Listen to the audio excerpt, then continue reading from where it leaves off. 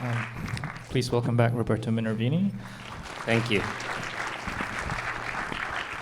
I'm going to point out that we are having a reception in the Furman Gallery, which is open to all ticket holders. So if you need a drink, you can get one soon. This is not going to be a very long Q&A because we do have a second screening coming in. I think we have a good 20 minutes or so. I think I'll just start with a few basic questions and then open it up to the audience. We were talking a bit. I was talking a bit in the introduction about just this relationship between the filmmaker and his subjects, and I think that seems like an obvious place to start with a film like this. Can you tell us about how you came to gain access to these people and also cultivated this degree of intimacy with them? Yeah, so I've never made a film where I didn't know the subjects first. And this film, although this is shot in Louisiana, unlike my other films that are shot in Texas, this is no exception because Lisa, the female, the main subject of the first part of the film, she's the aunt of the bull rider of my previous two films, Stop the Bundy Heart and Low Tide. So at first I wanted to go to West Monroe, Louisiana to tell the story of Todd Trishell, the father of the bull rider, whom he was a young drug dealer, pretty prominent drug dealer in West Monroe, and he had to run away in order not to get killed and laid low for 4 years in Waco, Texas, until he kind of rebuilt, made his life in southern Texas. And so I went there to meet his family, and that was, I spent there, on and off a year, although half of which I actually relocated there. And then I got to know all the people, and that's how it all started. So there's this the necessary condition of knowing them prior to even conceiving a possible film project. So Todd led you to Lisa.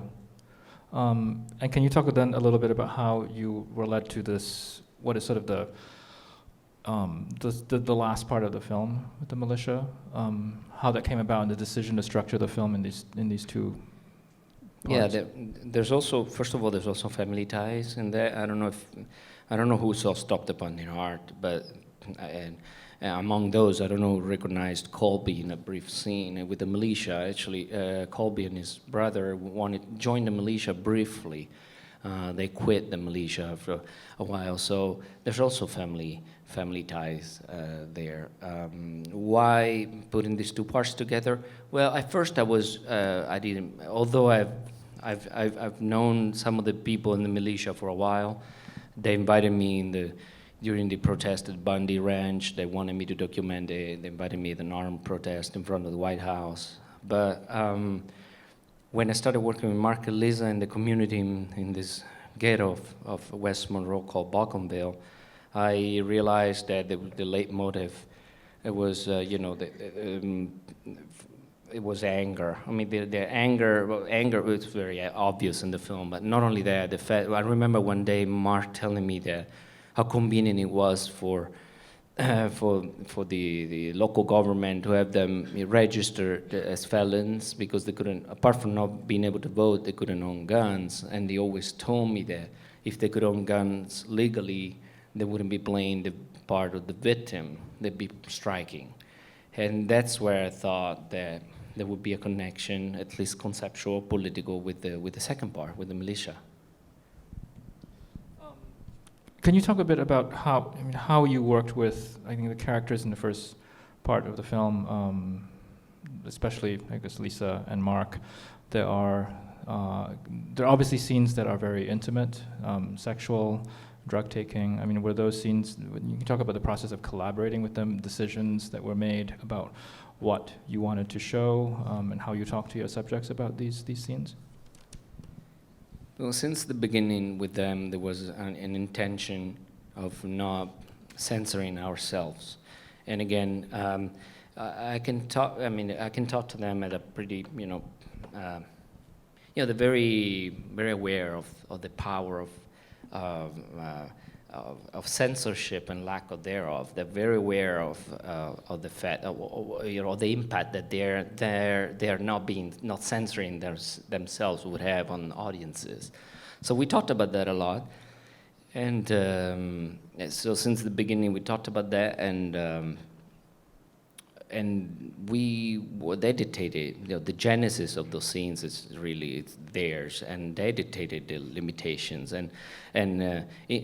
Interestingly, although I knew that, usually I had less access to parts that were highly emotional, or they exposed them emotionally. They made them feel too vulnerable, rather than parts where they felt physically exposed. Because I see, and I do see a lot of empowerment in those scenes. There's a lot of prowess. There's a lot of strength in showing themselves naked, or doing acts that the majority of people wouldn't do, especially in front of people or in front of a camera. So there's a lot of flexing muscles. So feeling empowered by all this. The explicitness of the scene, the rawness of it. It was actually also the dynamic among us, being almost challenging us to be naked, either emotionally or even physically. A challenge that sometimes we took up, doing drugs and all that. So there was there's something very empowering for them, and they knew that. One of the last scenes of the first part of the film, where Mark breaks down in front of Lisa and cries, and that's where the shoot ended. That's when Mark told me that they weren't willing to shoot anymore because he had lowered his guard. So I see everything that's in the film. I see them, and they see that also as empowering, and I get it. I get it why having sex in front of camera, or being naked, or shooting up in front of camera can feel an act of strength. And again, other limitations, the limitation concern more the emotional sphere realm. Was there a long process of getting to know them before you started shooting? And I'm wondering too if your process of getting to know them sort of mirrors, I think, the way we get to know them in the film, I think, which is very fascinating.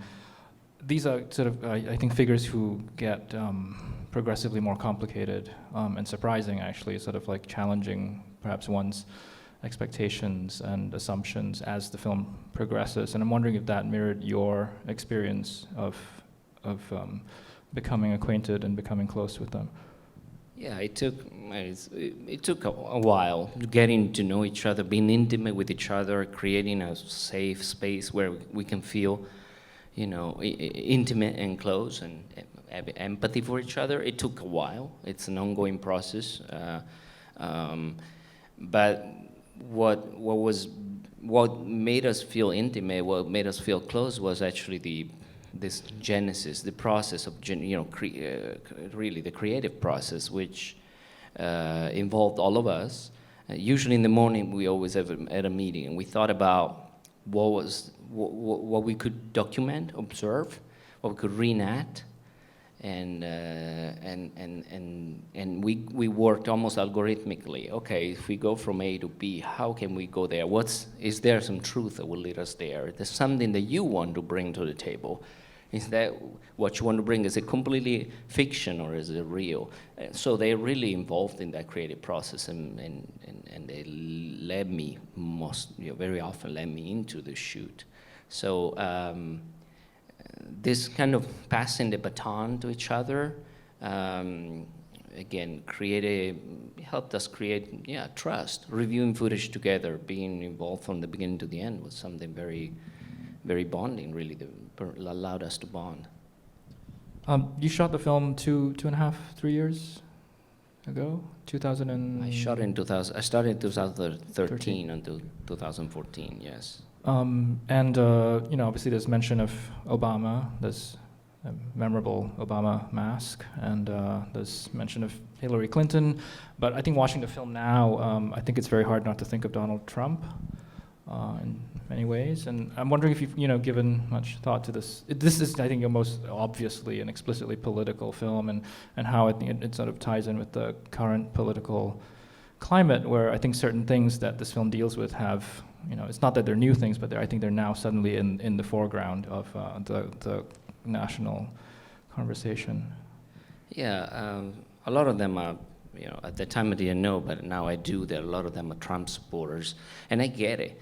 I get it because because in this country there has become a powerhouse in the service industry that made this swift, abrupt in a way, or hyperbolic transition from manufacturing to a service industry. The economy left behind really the manufacturing industry, and there's a lot of quote unquote victims of this kind of wipeout. And a lot of these people belong to the manufacturing industry, and they have lived with nothing. They're left behind. There's no way of really recycling, reinventing themselves, and recycling themselves in the workplace. And Trump comes from real estate, manufacturing industry. Trump is against those who can be a threat to them, the blue-collar workers. Mexicans, for example. That's why they really, it has a strong appeal to all these people who are left behind, because they're obsolete. And that is something we talked about, maybe not in these terms. Language changes at times, but there is something about feeling obsolete, and it makes them very angry. I come from a blue-collar environment, and now, my hometown, my village is being wiped out by the new, by the outsourced, industry being outsourced, shoe working industry. In Italy, we should point out to people who don't know that you were born in Italy, but I was born in Italy, yes, in a small town. Yeah. If I know I don't have an accent anymore, but I used to have an Italian. Yeah, I'm from Italy, and a small town, blue collar, shoe working, people, and there's a lot of parallelisms because people don't go to school, have 1,000 euros in their pockets, and when they're 14, and usually with the 1,000 euro, you usually do. It's a lot of drugs and prostitution. So we were the hub, the Italian hub for drugs, for heroin and prostitution. So it wasn't really a nice upbringing. So, but So anyway, I understand why they feel obsolete. They feel left behind. I get it. All right, we're going to take a few audience questions. Yes. Okay, I'll just repeat a question about the title, the idea of the other side. This audience, possibly in New York, being the other of what we see in the film, and I guess a very big second question about how one might bridge that divide. Well, the title, I thought of the title, again, being a foreigner, I feel that I was interested in the fact that the other side implies an exclusion. It's a very violent way of describing something different, a context that is different. So I was more interested, more thinking about that violence that there is in calling anybody a context the other side.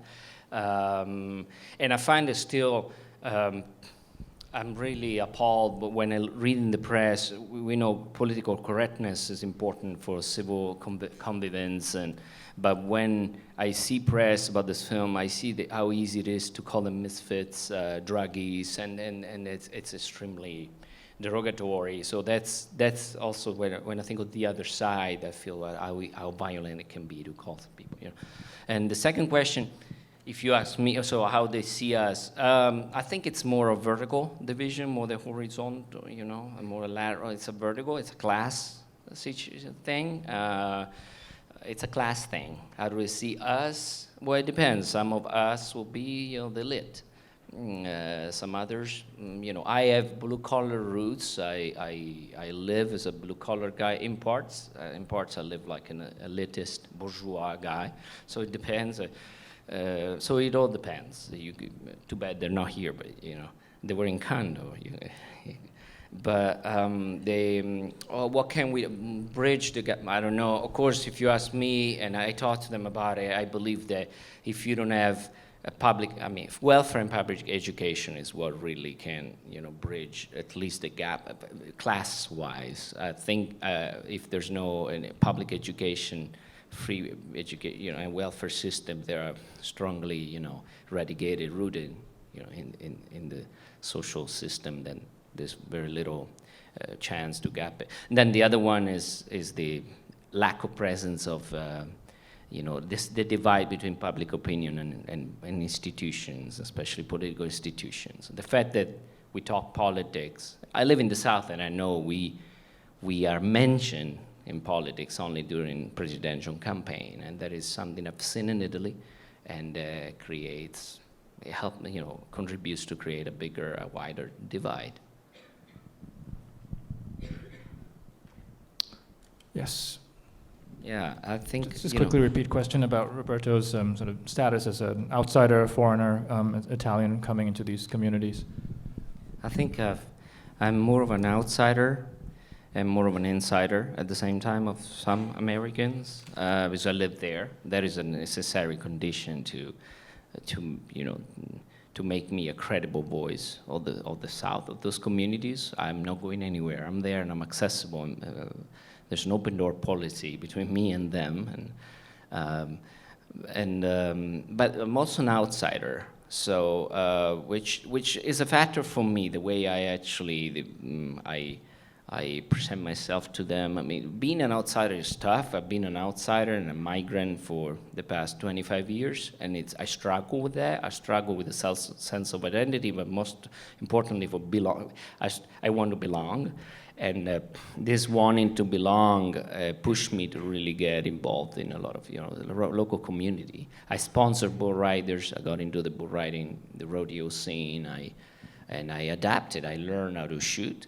I've embraced culture, living with an open mind and an open heart, trying to understand it, and also trying to belong, because it's just hard to be an outsider in a way. So I don't know. Am I accept? Yeah, I think so. Being an outsider who is open, yeah, might be better than being an American who's closed down. The question about whether, I guess, the people in the film were paid. The film? Were they paid? Oh, paid, I don't understand.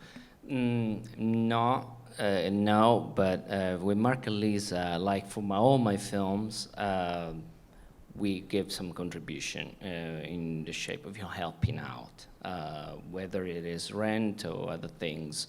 Like in the past, it was goat farming license. There's always been a contribution that is, for me, it's very important for giving back to people opened up and dedicated their time to us, to the film. So, yeah, but for them, for the two people who've spent a lot of time with us, there's been some sort of contribution in the shape of, support.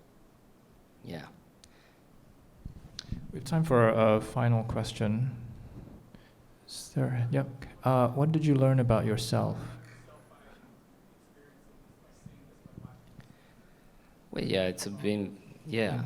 I learned about myself. It's a very cathartic experience. I've mentioned how I've related to them because of my territorial presence in the territorial, my wanting to belong. But there's also something very personal.